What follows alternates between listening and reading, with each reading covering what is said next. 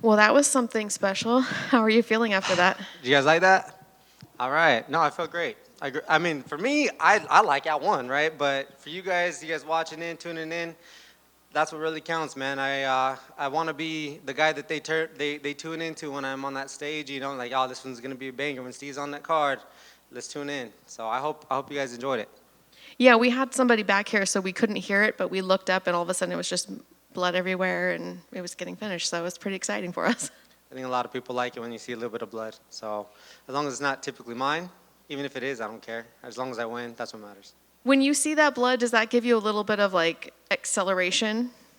Does it sound bad if I say yeah? No, because that's the answer I Let's was go hoping then. for. Yeah, it does. It does. Yeah, absolutely. So it looked like I said, we couldn't hear what was happening, but it looked almost like you submitted him and then TKO'd him. And I know that they obviously didn't stop it at the submission, but it almost looks like you got two different finishes in one finish. Did he go out? Did you feel that? I did that for the double bonus. Hopefully, maybe one will count, you know. But no, my coaches, they told me, you know, I was landing strikes or whatever the case is. And then Greg told me, he's like, hey man, go for the choke. I was like, okay, you know. So I went for the choke, and but he started to turn into me, and I was like, no, I'm not losing position. So I was like, we'll just finish it on top, and hopefully we'll finish it there. And I think we did. I don't know. We finished twice. I don't know, but we won. Well, people on Twitter were calling it brutal, calling it a massacre. Are those the words you like associated with yourself in the fighting realm? I do. I do. Not gonna lie. What would you call it? Brutal, relentless. That's just the style that I bring every time I come in here, and every time I'm in here, you might just see a dog. And I tell people all the time, man, I was like, I don't have the biggest bark or the loudest bark, but I bite pretty damn hard. And I'm just not gonna quit. I'm gonna keep coming for you. I'm gonna keep just trying to just gnaw away at that fight, however I can, and just figure out a way to win. And I think I've had a couple fights to show that, and we're just gonna keep doing it. Is this the way you thought the fight would go? The first round, no. The second round, yeah. The first round was actually pretty surprising to me. He's typically a striker. You know, most of his fights I've seen him on his feet, and this one kind of surprised me. But we're ready for anything. Like I said, I got some of the best coaches, got great teammates. You know, full faith in God, and I think that we can go far. Did this win feel even better because you were the underdog? Or did you Always pay feels attention? better. Always feel better. Everybody doubts me all the time, man. Like, it's kind of annoying, but I kind of like it because I always got something to prove. I got a little chip on my shoulder. Uh, so keep doubting me. I'll keep showing you what's up. So what's next? We couldn't hear you, but I don't know if you called anyone out or had an event you wanted to fight at. But what's next for you? No, out there, I kind of just threw out a name. I think a name that people would like, and I think that he's really good. Is his name is Nate Lander. You know, kid's a stud. You know what I mean? And I think the fans would love to see something like that. And we'll see if Jason House and Sean Shelby and all those guys up there they'll want to put that together. If not, you know, they got my phone number. We can figure it out. Do you know have a time frame for when you'd like to fight again? You want to, February, March is kind of what people are saying, or is that too far off? Or March, April sounds good to me. I'm good with that. thank you. Yeah. Just one. Did you realize that I'm sorry if you asked it, that he started going after the referee after he kind of went out and he started coming back in? Did you see him go for him? I couldn't. Are you talking about the finish? Yeah. After you finished him, and then you got up and went away, and he still kind of came to and then started going at the ref. Oh, did he? Oh no, I did not see that. Didn't see that? I have no idea. I just, like I said, as soon as they pull me off, I'm like, thank God, let's go home. I was gonna say, yeah, you look like you didn't take any real damage out there. I mean, at the end of the night, do you sort of assess back how the fight went by how you look at any point? Yeah, I mean, we always go back to the drawing board because if I have a choice to win, learn, you know, because I always say you learn from your losses.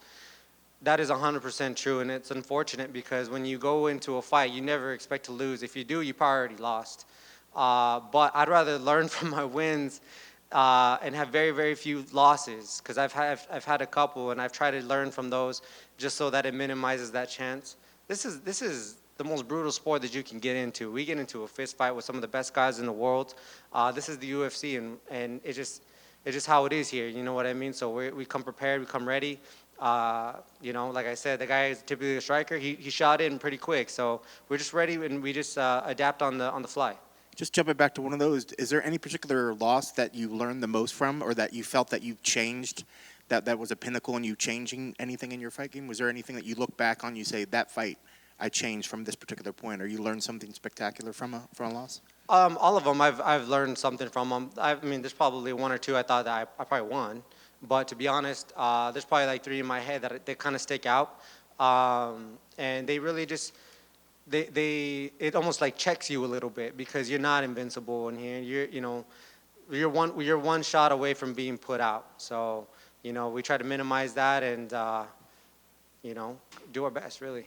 And the last one, what was the game plan for him tonight?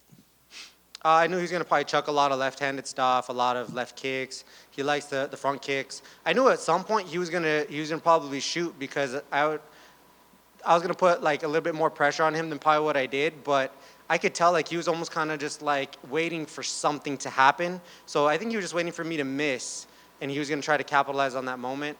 And he did the first round. You know what I mean? Props to him. But we got 3 rounds in here, and you're not safe with me in any of those rounds. So, he's a tough guy, but we came out on top. Well, like I said, you don't look like you took much damage, so how do you celebrate the win tonight? Probably go eat some food.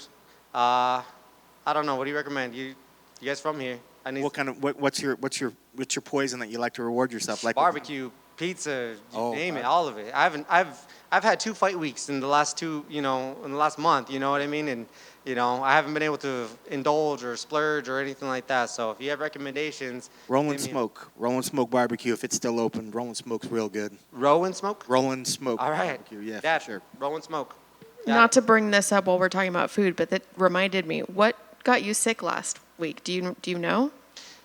So, I mean, I'm not throwing people under the bus or anything like that, but Thursday morning I woke up and I was actually already feeling kind of nauseous, but we're not eating that much anyways just because it's fight week. And I was just chewing gum a lot just because it kind of kills, the appetite and everything like that. I probably had like some breakfast and some lunch, but I normally don't eat too close to the moment where I hit my big weight cut. And I had like this dessert type of thing that they have for us or whatever. And I'm not saying it was that. I think I honestly had like a little bug because, like I said, I was feeling nauseous all day. And I hit my big cut. I hit my target weight and everything that I needed to that night. Long story short, took a shower, woke up, or went in bed, and I was like, this doesn't feel right. I was very, very nauseous. And I just started throwing up my life. And I hadn't digested anything from my lunch down, to like anything that I had after that. So I knew like something was off. We went to the ER, and that was even crazy because we were there for 4 hours, and there was a 10-hour wait. So we were able to come back home, and the UFC took care of me that morning, and we were able to figure it all out. And I'm blessed that they were able to even put me on this card because I think they still were looking for a fight for him. So everything worked out. I'm happy, I'm grateful, I'm blessed. Did you avoid the dessert table this week? I'm sorry? Did you avoid the dessert table this week? That I overlooked? Did you avoid it? Did you say no desserts this week? No desserts this week. I didn't, to be honest. It was fruit only. Good. Thank you, guys.